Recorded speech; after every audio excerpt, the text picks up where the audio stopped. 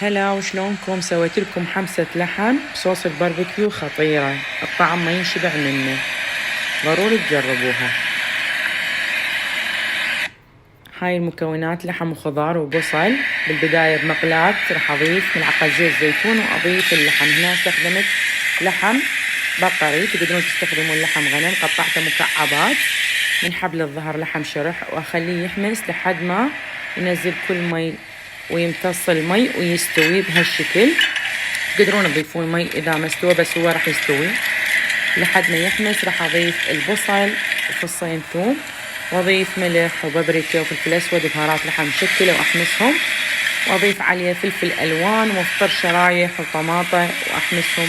راح أضيف ملعقة صويا صوص ونصف ملعقة معجون فلفل أحمر حلو، والطعم الطيب أكيد من الباربيكيو صوص مكثر، عصير نصف ليمونة.